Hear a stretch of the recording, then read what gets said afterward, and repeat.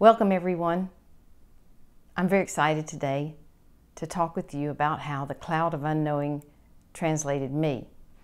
I know it says on the cover here, a new translation by Carmen Acevedo Butcher, but in truth, this 14th century classic on contemplative prayer translated me, and I'm really thankful for that. I want to tell you what this book is about, and the easiest way to do that is to turn to page 231 in the notes and read to you two of the notes, and then I want to sing you a song. It's a very simple concept with very deep meaning, like the phrase, I love you.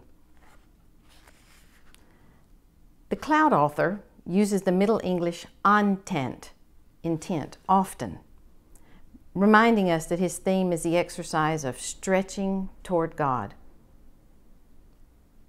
If we look in Gallagher, one of the fine editions of the Cloud of Unknowing, we see that the word intent, our intent, comes from the Latin in, for toward, and also tendere, for to stretch.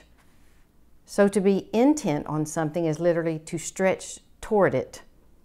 This anonymous monk shows us how we can stretch our minds toward God in contemplation and grow spiritually, becoming people who make peace. The words intense, tendon, attention, attend, attentive, and extend all share this same Latin root. And now this is what I'm going to sing, and I'm going to tell you why I'm going to sing it in a minute. In Middle English, the opening prayer for this book, The Cloud of Unknowing, reads, God, unto whom alle hertes ben open, and unto whom alle wille spaketh, and unto whom no privé thing is hid, I beseech thee so for to cleanse the intent of mine heart with the unspeakable gift of the grace, that I may perfectly love thee, and worthily praise thee. Amen. So what it literally says is, God, unto whom all hearts are open, and unto whom all wills speak, and to whom no private thing is hidden, I beg of you to cleanse and purify the intentions of my heart with the unspeakable or ineffable gift of your grace, that I may love you perfectly and worship you, worthily worship you, praise you. And here we find a splendid example of the author's play on the word speak and unspeakable, highlighting that God listens to us when alle wille, all longings, spaketh, speak to him, and that he answers our articulated or spoken longings with the unspeakable gift of his grace, in Middle English. We speak and in return are given an unspeakable, ineffable gift, his grace. This wordplay deftly suggests the mystery of a dialogue between our chatter and a profound silence. This prayer is also the short opening prayer or collect before the epistle in the Roman Catholic votive Mass of the Holy Spirit, ad postulandum gratiam Spiritus Sancti, with one difference. Our anonymous author has slightly changed the original Latin version. Originally, the prayer addressed the unspeakable gift of your Holy Spirit, not of your grace. The author revised it to focus on God's grace. His use and revision of this liturgical prayer reveal his belief that grace and the Holy Spirit are closely related, that the Holy Spirit informs contemplative prayer, that grace is the sine qua non of contemplation, and that communal prayer is central to spiritual growth. And I would say that hopefully spiritual growth always helps us become kinder people. So I was asked to speak at the University of Tennessee once, and I was so nervous.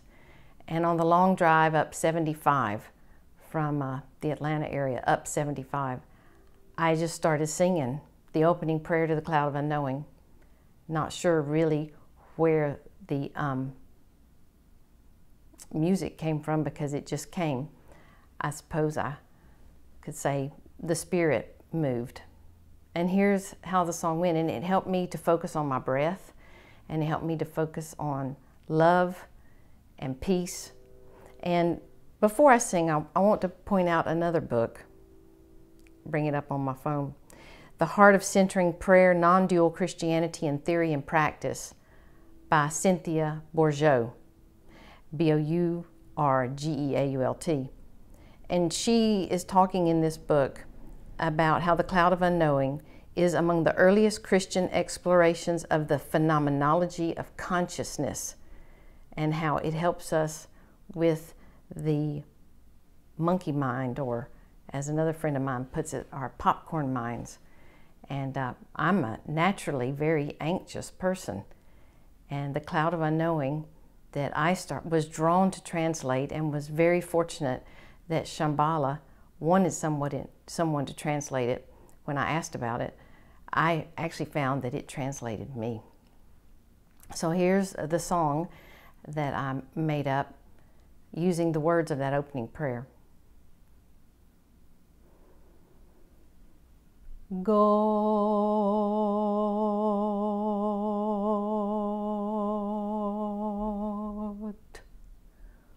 unto whom alle hertes ben open, and unto whom alle wille speaketh, and unto whom no private thing is hid.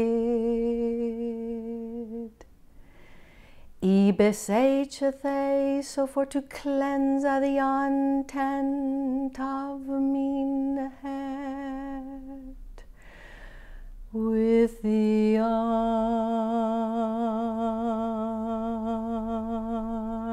unspeakable gift of the grace, that he may perfectly loveth thee, and worthily praiseth thee. Amen. So what I would try to do was focus just on those words and what those words meant as I was driving my nervous self up to the University of Tennessee in Knoxville to speak. And it reminded me of Simone Weil, how she would pick grapes and try to say the Lord's Prayer, of course in Greek, because she was Simone Weil after all. And she would try to just focus on the words and not let her mind wander. And this prayer, I sing this song a lot. I sang it the other day, waiting for some results from the doctor. And I was really nervous then, and I got good results. But I sang this because it calms my soul and reminds me that God is love, and that my thoughts do not define me. Thank you for tuning in.